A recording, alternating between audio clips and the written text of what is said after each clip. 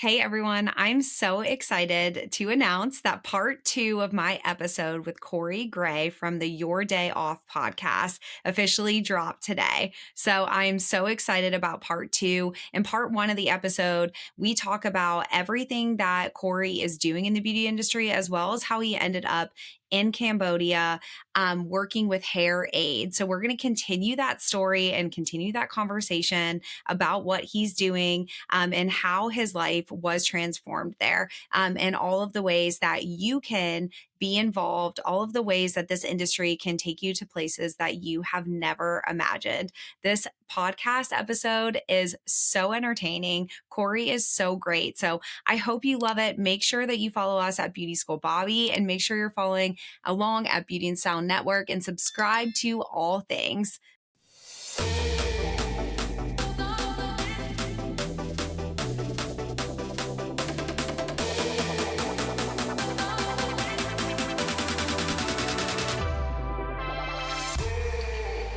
Okay, so you're taking this trip through the countryside, kind of changing your perspective on, what's going to work you up, what's going to make you upset, or like finding the positive, right? And being in gratitude in this. So this is day 3, day 4 for you being there. Yeah, so I got in on Monday night at like 11 p.m. So Tuesday I spent at the genocide. Wednesday I spent at the killing fields. And then, so this is Thursday, I think. Okay, please tell me that it gets happy here at this point. No. Like, tell me that this day Yes. is not. No, yes, it was awesome. But, again, I think that you need this perspective, because your awesomeness is on the other side of like what's not so awesome, No, like, it's so good. And I feel like you pushing yourself. That's why I was asking, like, what was it that made you go and do this? What was it that, was like, I'm going to push myself to go this? Because I would have a really hard time. You should seeing all of it and taking all of that in. Okay. But again, if it wasn't for Matthew and said that this is perspective that you need this, right. You need to understand how resilient these people are. By understanding how resilient they are, it makes me more resilient. By understanding how patient they are, it makes me more patient. So like it's perspective, but it's not like this lame thing how we talk about perspective. It's real. To show what humans can endure. And I don't mean like the trauma, but I mean the healing of it. What we can endure in healing. It opens me up to be like, I can be 1% better in this aspect because you're 100% better in this aspect. Is it like weird to find hope in that? Is it like weird to be like this awful thing I've seen, felt, whatever? Is it like the immediate reaction isn't to be hopeful, but as you spent time there, like as you see the people, right? Like that should be hopeful. That should be. Yes, exactly. So I feel like without that, there would have been a misconnection. So I do think it's great that you did that. I think it's important to see the hard things. We can't just be like, oh, we couldn't even when these people lived it. Yeah. That's the thing that you opened yourself up to, which I'm sure, from here at every interaction you had, like you said, just seeing people of a certain age and having a different understanding.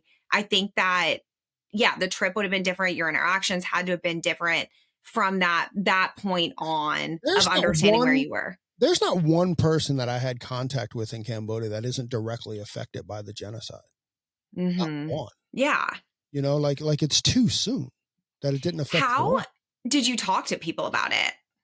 Well, I mean, listen, I feel really, really bad for Liang because I had just come from the Genocide Museum and the killing fields, and then I spent 6 hours with them, and it was kind of, up to that moment, it was kind of my only experience in Cambodia. So, I totally grilled him about his family history and about how they survived and about all of that stuff. So, I feel really bad in hindsight. I mean, are they openly discussing? Is everybody openly talking about it and their experience and all of those things? It's not like it's not hidden. Yeah. No, it's not. It's very much open. As a matter of fact, out of all of the temples that are in Cambodia and the Genocide Museum and the killing fields, if you're a Cambodian citizen, you visit all those things for free.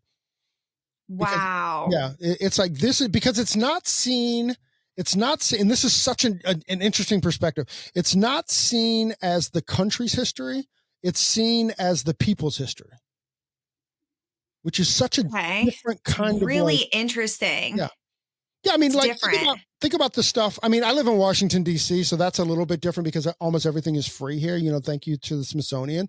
But if you go around Mhm. this country and anything that you visit, like a museum or history or whatever, there's always like commerce. There's always Mhm. like like money to they're always collecting money. Now, as a Westerner, I had to pay to get in. Mhm. But if you're a Cambodian citizen, this is your history. You can't charge for your own history and your own understanding. It's kind of the Yeah. perspective, which I also find like very interesting as I well. do too. Yeah, You know? no, I really like that a lot. I think that that's again not knowing if it's yeah, if it's a secret, if it's something, yeah, we don't talk about it. We can't my mom, my dad, my whatever, Mhm. like I think it's really really cool that it is so open. And yeah, like I said, everybody is like they talk about it, but they're also very proud of their country. Like if you're like, Mhm. oh my gosh, I love Cambodia, you get a real grateful thank you from anybody.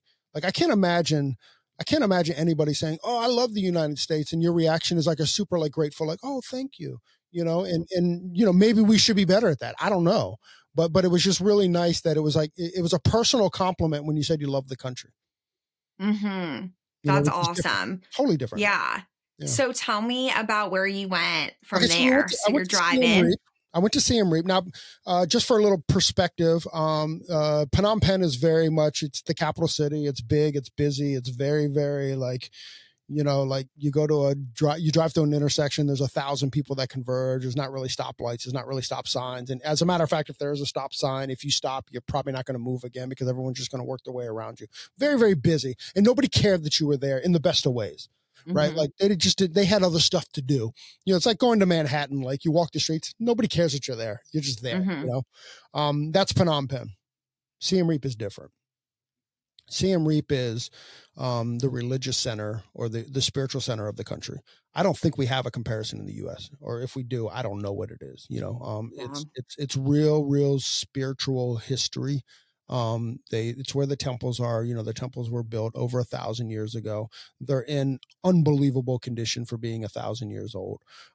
They're also in unbelievable conditions considering they changed religions midway through the temples. Most of the temples were built as Hindu temples.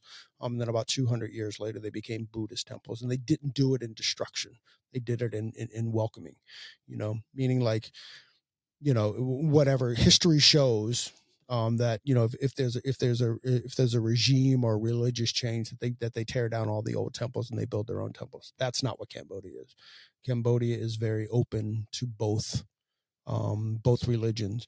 And although I think it's like 96% Buddhist at this point, there's still tons and tons of Hindu representation there. There's Shivas everywhere. There's like, the Buddhas with the 55 arms and all that kind of stuff. So it's kind of like a blend of the two, but it's definitely a Buddhist country. And that's apparent when you're in Siem Reap. It's the people are, they care that you're there. They care that you've come to visit their country. They care that you're coming to visit the temples and that it's just really good. Now we were there because it's also poverty stricken. It's critical poverty. It's stuff that you it, it it's stuff that you see. It's very much a third world in that sense as well. Mhm. um So your perspective being there, you're going in with again a better understanding of the country, where everyone has been, what they've what they've come from. What are your interactions like? Who are you talking to, and what are the ones that are standing out that you still think about? um I mean, you're certainly. I mean, we stayed at a hotel, so you're certainly like interacting with those. You're interacting with the tuk tuk drivers and the people that were in the vans and stuff. Um, you're definitely interacting with those people. I mean, honestly though, Bobby, I mean, to get ahead of ourselves a little bit is that, the people that stand out most are the people that we got to help. This is now Mhm. Thursday, and then the actual Hair Aid project started on Monday. We did some tourist stuff on Thursday, Friday, Saturday, and Sunday, and then the project start. As far as that tourist stuff goes, we visited Angkor Wat, which is the largest religious temple in the world. It was built 1,000 years ago. It's absurd. I can't even explain to you how big it is until you actually experience it. You know, it's the outer wall is like 4 miles in diameter. You know, it's just like, it's crazy. It's just crazy how big it is.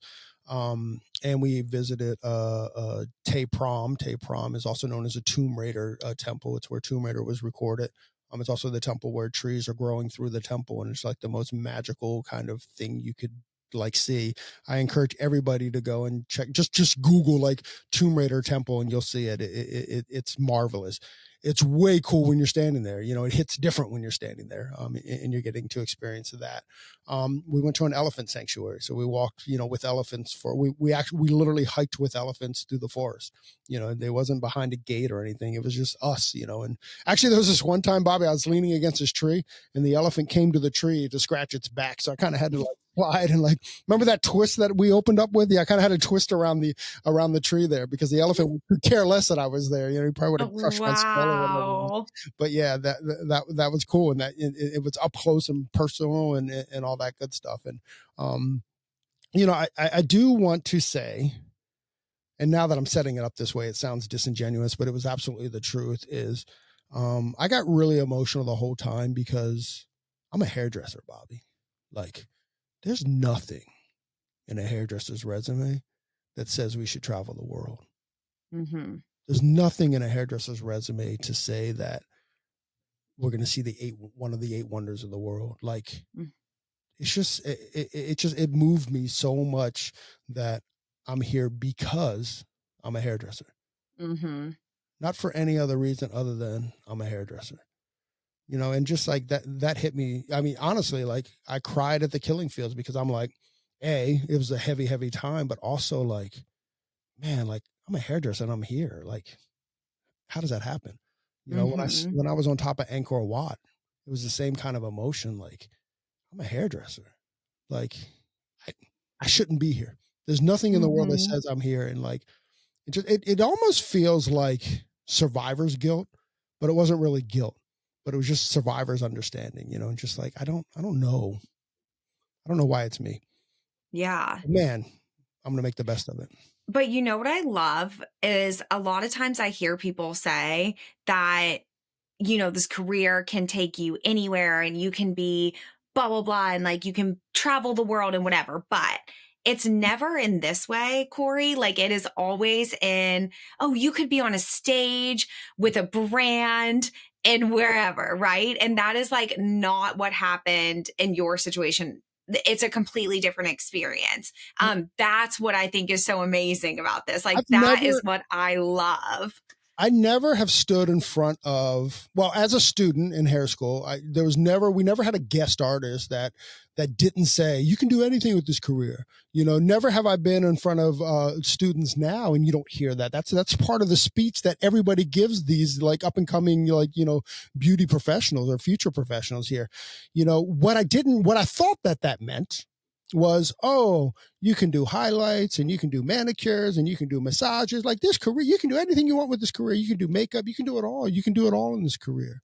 Um, what I didn't realize is what I experienced is that it's taken me around the world, you know, and Hmm. it's taken me around the world by playing by my rules, right? Like, it's not like I'm not representing a brand and going around the world. I'm going around the world as Corey because I'm Corey, the hairdresser, you know? It's the more important message, Corey. Like, I don't want to miss this. This is exactly what I wanted to talk about. This is exactly what is different about you, is different about this experience, is that it was in this way. I love it so much. I want more of this. I want more people to have these opportunities because you're growing yourself. It's not growing a brand or growing whatever, like it truly is just growing you. And I think that's the most important thing for you to be able to be there in that way. That's what changed you. That's why you can sit here today and say, I'm better than I was. I'm doing great. You know, I'm trying, I'm working on it. Here I am. It's not because you had 8,000 people in a class that are cheering your name, Corey. Like that's the beauty of this. That's the difference. Yeah, and like, the experience that I have, I was 1000% responsible for the experience that I had. right? Like there was Mhm. nothing, Right. you know, and you know, through perspective, through whatever, like it's all on me, you know, Mhm. and that was a daily conversation. That was a daily, you know, like how are you showing up today? You know, starting on that Monday and when the actual project started, like my only goal and all I did for that 40 hours that week was to be there in service. In service Mhm. doesn't mean to anybody else in the room but the people that you're servicing. It doesn't mean you, doesn't mean your ego, it doesn't mean what you thought it should be or the way that you feel that it should be. None of that is important when you're in true service. When you're in true service, it's about the people that you're servicing and Mhm. how can you make this moment better for them. Um and that was kind of the magic of that as far as like, you know, but you know, to bring it full circle, all that happens in surrender. All that happens in like if your ego's in touch, or if you're controlled by your ego, you're controlled by what you think should be or what could be, or how it should be. Like if that's top of mind, then you're not really there in true service. As far as I'm concerned, you're in there for, you know, something else there's something else to fire you up, but it's not the surrender of the service Mhm. or Yeah, servitude. absolutely. That Yeah. intention and being aware of that and actually being cognitive of, I think that this is something that obviously like Mark and I talk about a lot. I mean, we're raising 2 kids and we are hyper aware of our purpose and intention and all of those things, right? Like gratitude and just all of it. Like every day just trying to be better, trying to be better and not in the way of like we're just trying to be perfect and trying to it's not that it's like we need to be better for ourselves and we need to fix the things that we know we need to let go of surrender and that's why hearing you even talk about it is like I mean we just know that we're being pushed in some way to let go and Great to the hear that. greatest gift the greatest gift that anybody can give themselves is also the greatest gift that they can give their family. And that's full regulation. And that's regulating your emotions, regulating your mood, regulating how you show up every day. You know, like I this part of my life I very much believe in medium. You know, like I want to be medium. I don't want to be too high, I don't want to be too low. I just want to be consistent, you know, Hmm. and to be regulated in that. I to not have emotional outcome, you know, to not have to just, I mean, the best way is to say regulated is just to stay regulated as best you can and understand that that's going to serve you and the greater good, the best, or your family. It's just going to serve you Hmm. the best is by staying regulated. Do you think had you not been what do we call it, like dysregulated is the word, but like Mhm. if you hadn't spent time in that space, right? Because I feel like I don't know, you kind of have to be in that a little bit to understand the beauty Well, of no, being regulated, right? no, not necessarily. I mean, I've been regulation or regulating my emotions. I've been pretty aware of for the last 20 years. You know, for a long time until my mid 30s, I didn't care about it. Didn't know what that looked like. Didn't know what regulating Mhm. that work looked like. A little backstory: my wife and I were high school sweethearts. So, from the time that we were in high school till the time in our mid 30s, you know, we fought ugly. You know, we never like I didn't date Bobbi at 26, and Bobbi was going to go. You're not going to talk to me that way.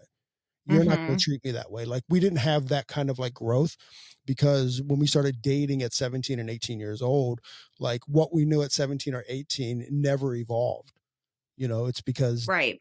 you know, so for whatever, however many years, almost 20 years there, we fought ugly and we fought gross and all that stuff. And then, I'm going to point the camera to me, but I think it was mutual at the time is at 35. I was like, I'm done fighting. Like we fought enough and we fought ugly enough for a lifetime of fighting. Like, I'm not doing this anymore. And if she wants to fight, this is my own conversation, my own headspace. But if she wants to fight, she can fight by herself. I'm not going to do it. I'm not going to engage in it. And then that kind of started like this is okay. I'm just going to stay regulated because my goal in life is to be regulated. My goal in life is not to be right. My goal in life is to be regulated. My goal in life is not to be perfect, you know, Mhm. and then so, you know, again, for the last 20 years, I've tried like heck to be regulated. I want to be, if I worked for you, Bobbi, I want to be the most consistent person that's ever worked for you. I never want, if you have to have a tough conversation with me, I never want you to think you can't have that conversation with me because I'm going to bug out. I want you to go like, you know what? He's going to get it, or Mhm. he's going to give me the time, and part of that practice is too, is that, I had to give up reacting. Like I would Mhm. much rather respond to energy than to react to energy. Reactions, I've never had a positive outcome when I've reacted. I've had nothing but positive outcomes when you respond, and that doesn't mean you have Yeah. to agree, but Mhm. reacting just doesn't serve. It's big, Corey. Like, it's really big to know that that's a space that as an adult you need to get to. Now, like, I think, like, I mean, as soon as you can get there, but I also feel like there's a part of me that's like, I want to be that example for my kids and for them, I mean, Mark is the literal most chill human being on the planet. Like, we Yeah, are I've met him. so different in reactions. Like, I'm Italian. Like, I, grew up But in a that's all, very, Bobby, that's all bullshit. what? Just, I'm Italian. I need to react. That's not true. No, I'm saying, hang on, let me finish that. I Okay. grew up in a highly reactive family. Yeah. So, because of those, the way that the families interacted with each other and the way that my parents interacted and whatever, it was a very high tempered, high reaction. Everything was a big deal. Everything was a lot. And we just had completely different experiences, growing up, and our homes were different and all of those things. So, where I feel like I have to fight like, ugh, like I want to, like you have to know that like how you're raised, and what is normal in that home, especially the negative things cannot be carried into. And so that is work. Like that is something that you truly have to like stop yourself, from being like, oh, well, this happened and you, whatever, like we're going to fly off the handle because that's what everyone did. Like that's, again, you bring those things into the relationship, but at some point you have to say, like, wait a minute. And that happens in adulthood, right? It happens when you leave the home and when you're like all of these years of being like, wait, that's not what everybody did. That's not how everyone grew up. Like, what Yeah. do you mean? And I think that those things are important. The sooner that you can realize that, the sooner that you can be intentional about those things, the better. Anyone still listening in though, I mean, I would ask yourself this question: have I ever reacted to a situation and gotten a positive outcome? It might feel right Mhm. at the time. Oh boy, Yeah. did I show her? Oh boy, did they learn from there? But what's the bigger impact of that? You know what I mean? Like, oh, I showed her. What's the big picture? Is that good for the marriage or is that good for the moment? Woof. Yeah. No, that's like such a good way to to start thinking about it even. To even if you, cuz I mean it's not overnight, so there are times that now I can be like, wait, that was how old me would have reacted. Like that's not who I want to be, right? And so setting those intentions of who you want to be, that was the thing that changed in our marriage of when we first when we sat down and we were like, wait a minute, okay, something's not working. We're not showing up in the best way that we want to. Mark, who do you want to be? Who do I want to and we have to figure that out individually, right? And then we need to come together and be like, okay, well, this is who I am. This is who I'm trying to be. This is my goal. Like, I don't want to be a wife that nags or is whatever. That's not who I want to be. I don't want to show up in that way. Or whatever the situation is, it changes. But making sure that you're identifying that, I think, is the biggest thing. Like, who are you? Who does Corey want to be today? You know what? What does that look like? It's really interesting because for years, probably since about my mid 30s, like I've had this person that lives right here above my right shoulder, and that's me. It's the most perfect version of me. And it's like, how does that person interact with the world? How does that person absorb conversation? How does that person, whatever that perfect, the absolute most godly perfect version of yourself, Mhm. for me, lives above my right shoulder, and that's how I look to, like, how does that person show up? Can I be Mhm. closer to that person? Listen, I fail 90% of the time of who that person is, but that person, that me is my guiding light. And this person knows how to be perfect. So I just have to strive to be whatever that sense of perfect is. I really understood, when Matthew McConaughey won Best Picture. or best actor, he talked about like his version 10 years from now. I understood that to my core because I've tried to live that for the last 20 years. Like I understand that, like, oh, I'm just seeking the best version of myself, and the best version of myself is this. Now I will say this, part of that practice is you must have the conversation about what the most perfect version of yourself is. Are you calm under pressure? Mhm. you know are you thankful? Are you grateful? You have to have those conversations when you're not turned on, you know, Mhm. and in real like calm kind of brain, you know. Yeah. Um, I give the benefit of the doubt to just about everybody because I want this person to give the benefit of the doubt to just about everybody, Mhm. and I get daily, I get closer and closer to that perfect version, but I'm never going to be perfect. I'm Yeah. never going to be that person that lives above me. But man, Yeah. it's my life goal to like strive towards that perfection. It's a I don't wanna say rare quality, but it is something that we talk about a lot, that Mark and I will have conversations about is finding other people that are doing that same thing. I have no interest, I don't know if you feel this way, especially because 'cause you've met so many people, right? Like, you get to a point where, like, how many people can we meet and how you know what I mean? Like, sometimes it feels like we're just always surrounded, by so many people and meeting new people and all those things. I want to meet the people that are trying to be better. Like, I'm done, and not that we don't have time. I want to be a light to everybody. I'm really interested in spending time with people that are trying also, that are looking for something more, want something more, controlling, like, yeah, what they're consuming, like those kinds of things. That intention is just more valuable and more valuable, like, every single day to me. I couldn't agree with you more. Once again, how we started the conversation is that I know in 5 years is going to be dictated by what I consume or who I hang out with. Hmm. And I want to hang out with more. Again, I think the word you said is perfect. Is more intentional people. With Hmm. intent, especially like when kind of like when you look around the world now, and I feel like there's just this big like there's this big miss in integrity, and there's this big miss in empathy. Like if empathy ever goes out of style, I'm a mess because I don't know Hmm. how I operate. And it's very natural to me to operate in empathy as well. Um, so anyways, I don't know how we got there, but I wanna circle back though, because I wanna finish, like, the Cambodia part of yeah, this, yeah, and I we can do it. want to talk about what that did for you there and, every day are you journaling? Are you, like, any more in I I mean, you journaled. had Here's what's interesting is I journaled all the way up until the project started. And the reason I stopped journaling, not that there's a reason, but the reason I didn't carry on was honestly is like it was just so intense every day. And we went really Mhm, long, like because we would do classes all day. So we'd get up at like, 6 or 7 in the morning. We'd do classes all day. Then we'd come back and debrief. And then we'd have a little like, like happy hour kind of thing. And then we went out to dinner as a group. So by the time I got home, to be honest, I was just exhausted. And by teaching all day too, it's incredible. It was emotionally draining as well. So I had the best intentions to journal, but I just honestly, I never got around to it. But like, I'm perfect up till the day that the day that the class started. But that was it. So there were 21 hairdressers from around the world. There were 6 locations, and then so they split us up into teams, and we each went to a different location. You had a home location, so this is where you would spend the majority of the week. However, on Wednesday and or Thursday, they switch us around into different projects, area or spaces.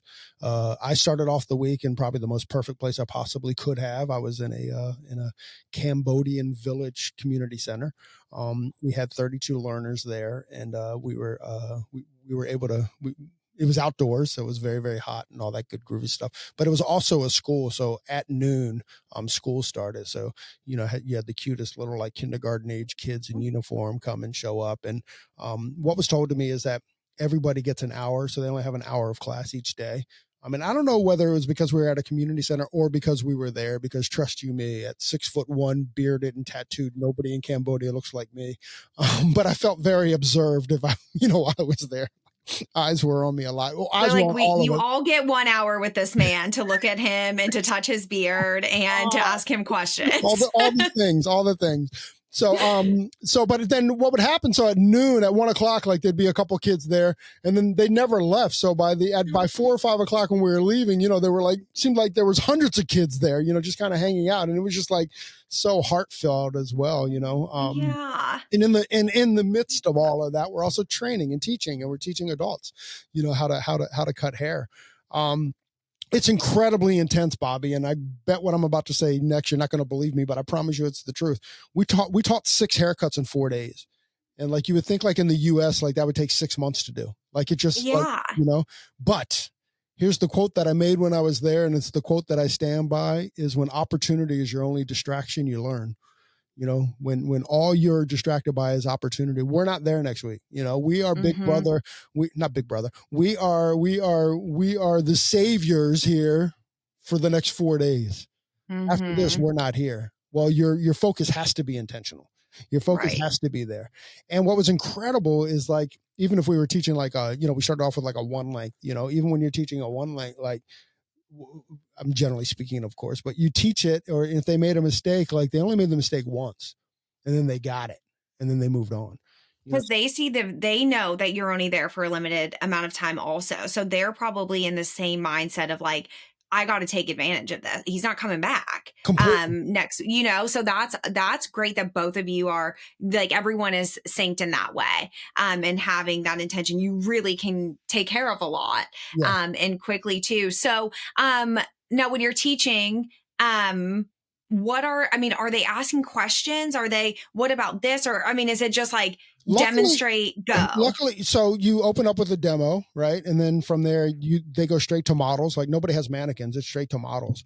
Yeah. And Jeez. First of all, wild. That's wild. Well, I will tell you this. So my lead there, her name is Georgie. She's this brilliant Australian woman. Cute. She's this brilliant woman who happens to be Australian.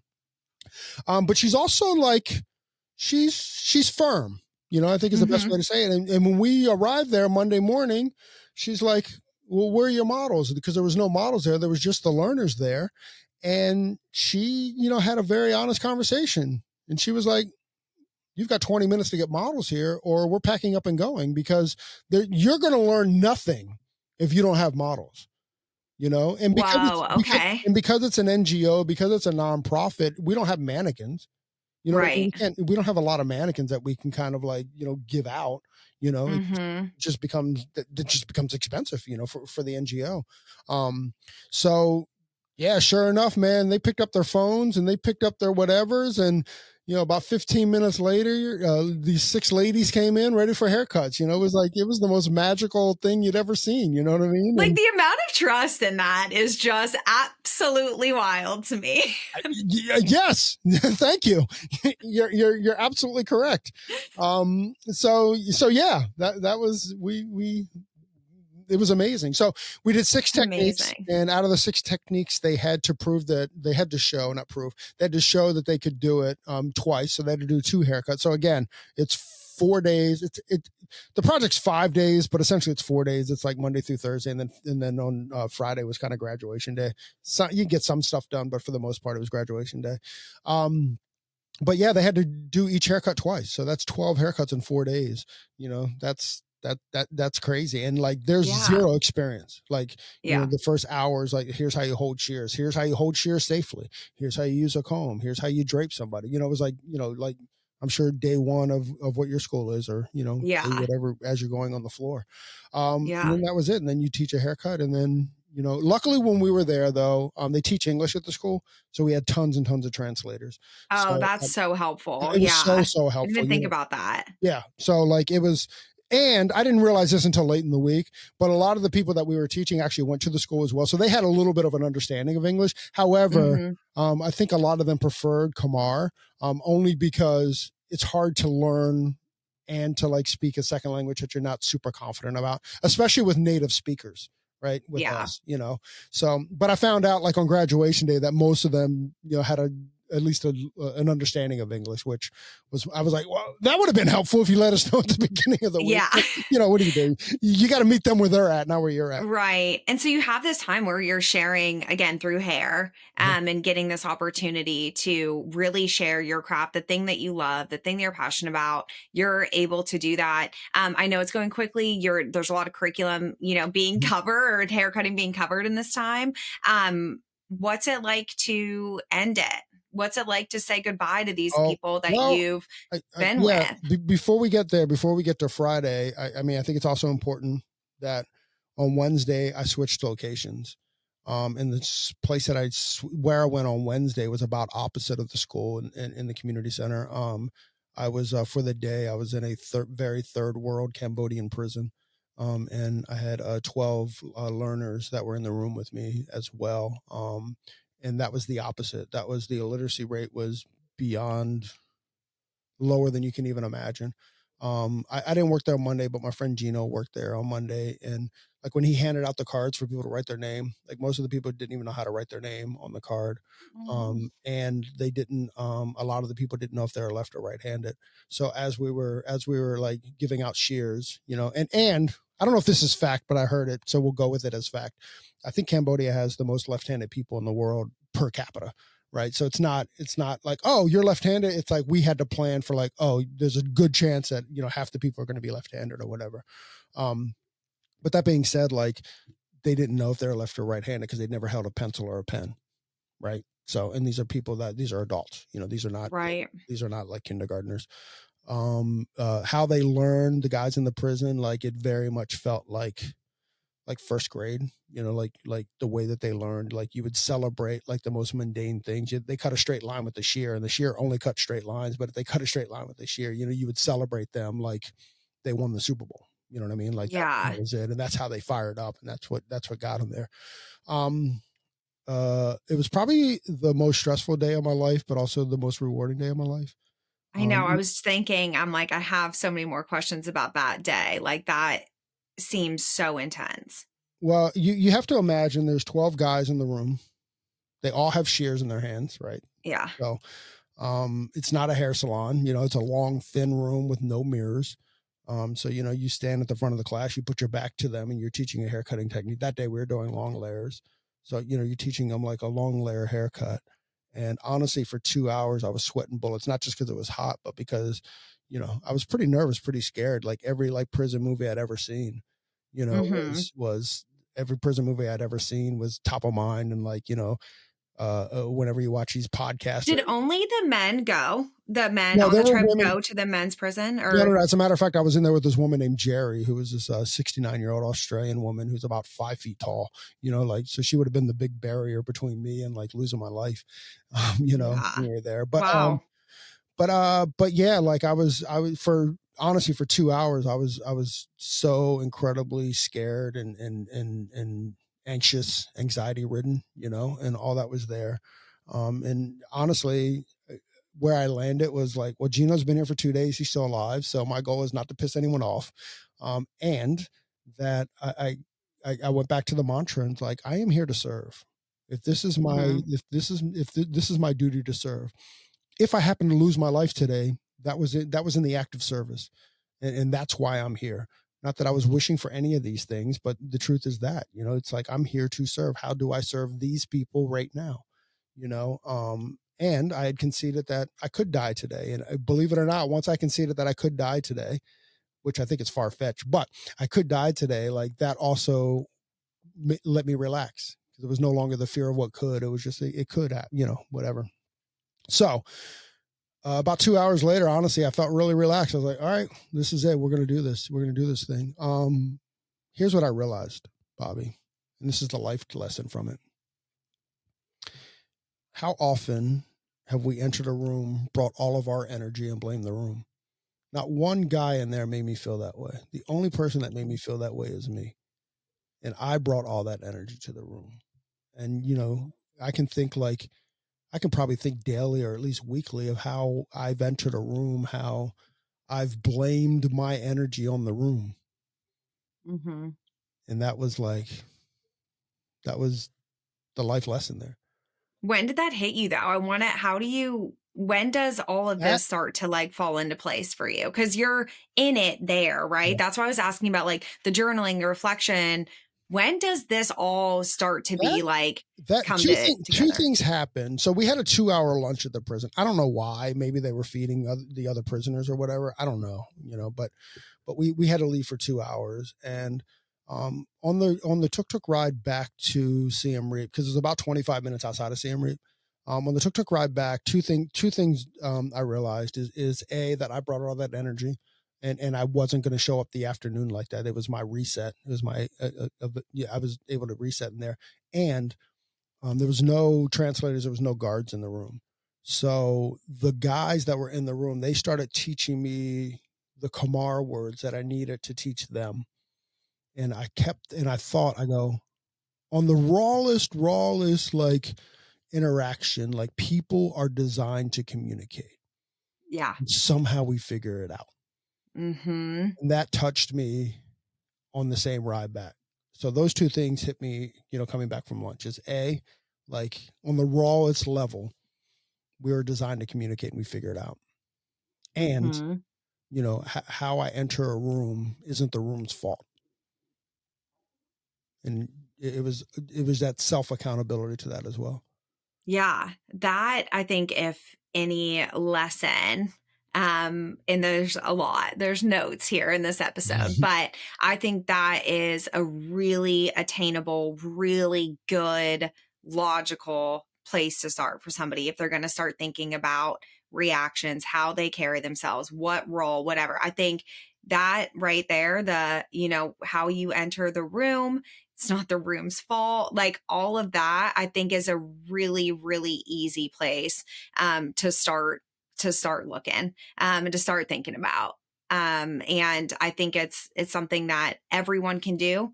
I think that we can all, take note of that for the people that want to change and want to get better and want to start somewhere on this, this journey. And I love that message, and I love that it was there that it really hit you. Yeah, because there's nothing, because I got to the point where there was nothing else that I could blame it on. Right.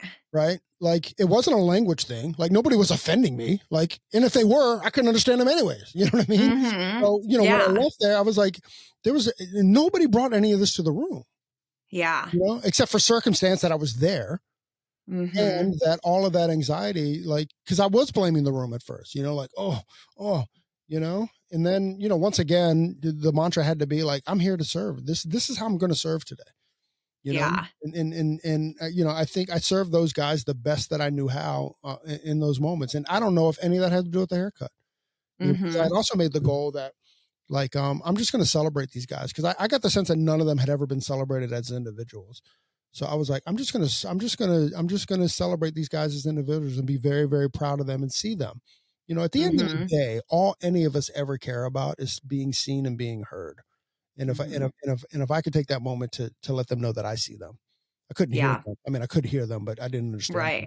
Right. But you know what I mean? Like, Yeah. but if I can see you, then that's how I can serve today.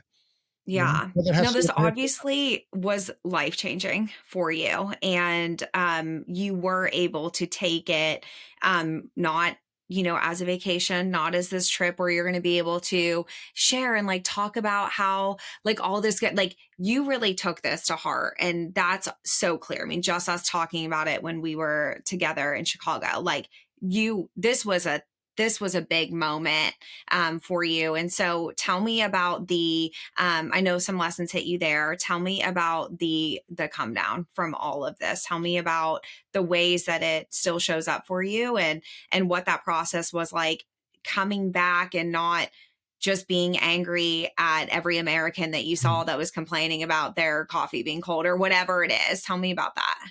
Um, well, again, once you live in gratitude, like none of that has space for you. Like Mhm. somebody else's cold coffee, like I don't absorb that. you know? Mhm. 'Cause it just it doesn't matter to me, because I feel like I'm living on a different plane, or I was living on a different plane, I should say. I was really, really, really good for about 2 months after I came back, and then, then these feelings become more and more fleeting. Like you just can't hold on to the feelings, or at least I'm trying, but I don't know. I Yeah. don't know how to do that. But for about 2 months, I did really, really good and could kind of stay in that same kind of like, I left a part of me in Cambodia, and Cambodia left a part of me, or left a part of them in me as well. You know, Mhm. um, so, yeah, I mean, when now I can certainly, I'm better at identifying it and going like, oh, okay, like I want to get back to like my Cambodia self, you know, and again, it is fleeting, but it gives me something a little bit, gives me something to hold on to a little bit. I don't, I don't, I just have way more understanding, like I don't, other people, I try not let to affect me with anything other than empathy, Mhm. whatever, whomever it is, you know, I just try to, I try to enter the world. I'm better at it. I mean, I've always been pretty empathetic and been pretty like, seeing people, for what they've been through as opposed to how they show up. But, And how are you sharing that in, the industry right now? I don't know. I think I go on Bobby's podcast or something and talk about, I don't know. These aren't my goals. My goals aren't to, my goals is just to live as peacefully as I can, and hopefully that like you can't force anyone there. You can't walk anyone. What's the saying? You can lead a horse to water. Like Mhm. that's it. I mean, if you find my experience inspiring, then bravo. If you think I'm full of shit, that could be true too. But Mhm. I'm not affected by any of that stuff, or I don't feel pressure to do that. I feel only pressure to live my best life the best way that I know how. And if that inspires you, awesome. If not, Yeah. Well, I mm, love that so much. I'm so thankful for this time that we had to talk about this. I think it's really, really incredible. Now, the organization, where can we, do you know where we can follow Hair Aid, find out more information, donate if it's something that we're interested in? I'm sure if anyone is listening, thinking about doing a trip like this, I know that you would be open to talking and absolutely. sharing and all of that. I mean, they certainly can reach out to me on Instagram. It's Hairdustry, Hairdustry. Or you can go to Hair Aid Charity, so at Hair Aid Charity. And if you have any questions, honestly, they have like an auto DM, so just hit them up in the DMs, and then they'll give you all the information there as far as like how to contact them and how to do that. A couple things about it is, I did a GoFundMe fundraiser. I highly recommend everyone to do that. My clients and were very, very generous with helping me get there. That's important too. It does cost money Mhm. to do it. It is expensive to get there. My flight was almost $3,000. You should raise money to try to get there. If you want, I'll give you my GoFundMe, like, the words that I use that help me raise money for that. Or it's hairaid.au, I think. It's an Australian charity. .au. Something like that. But honestly, I would just hit them up on DMs, and then they'll get back in touch with you, or you figure out how to do it from there. But yeah, it's a great organization. They have projects. Actually, literally, as we're speaking here, last Friday was graduation day in Guatemala. I definitely had the FOMO because Aw. once you do it, you want to do it. I was gonna ask you if like what the future like, are you planning on doing more of this? I think well, two things is one is like, I'd love to get back to Cambodia. If that's with Hair Aid, awesome. If it's not with Hair Aid, awesome. I would definitely love to do Guatemala. Guatemala is just easy. From me, it's about a Mhm, 4 hour flight, and it's one time zone different. So, it's easy to do. You can do it mhm, kind of, you don't have to be there for 18 days, for Cambodia, which is 11 hours difference from my home, and, a 25-hour flight. It's a lot of adjustment before the project. And I wanted to make sure that that I was my best self, showing up as my best self for it. And I wanted to see stuff, I wanted to do some of the tour stuff. But Guatemala is definitely, I think, in my future. I'm thinking like I think October 27 is my goal to do Guatemala. Again, easier, cheaper flights. I think I looked up a flight, it was under $500 round trip, you know what I mean, which is way different than 3,000 Yeah. for that.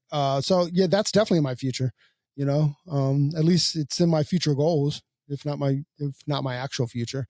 So they do Yeah. Guatemala, they do Indonesia, they do Cambodia, they do the Philippines, and someplace else that I'm forgetting. But basically they're all over Southeast Asia. And honestly, it's a great way to see Southeast Asia too. I would take the time to Mhm. do the project, and take some time, see the temples, make it worth it for you, and not just about the service as well. You know. Right. Yeah. Well, again, Corey, thank you so much for sharing so much. I feel like we got so deep on this podcast, which is great. And again, I'm just thankful for a way that you're able to share a different way to be in this industry, to, a different way to get back, a way that, that you're thinking right now. I think that that's just so awesome that you are so honest and open about sharing what you're thinking, what you're going through, how these transformations are happening, and encouraging all of us to show up better. And like I said, there's a lot of points I've seen Mark like taking notes as we've been talking. I know there's some key messages here that I really hope that, even if we dive into it again or can talk more, but these pieces are important for life. This isn't just like how to, be the best in the beauty industry. It's really, man, like we've just got to figure out a different way here. And I think a lot of people are searching. I think a lot of people in this industry that we cross paths with are looking. And I really, really am thankful that you shared this, especially because my audience is mostly younger. And I think the sooner that we can all, even if it's not something you implement right now, if it's something that's in the back of your mind, to just start thinking about a different way. Maybe you've never met someone that has these views and these ideas. I think it's just so awesome to start having these conversations and to have them openly. Well, I think so often in my time, in my life, like sometimes I was looking for permission, right? I was Mhm. looking for permission to change. I was looking for permission to do that, and I seeked it, right? Like I seek that permission. So, man, if there's any part of my life that's encouraging, or you need it as permission, please use it as permission, and don't think that it's weird, because we're all looking for that. Oh, this can be a different way that we do things.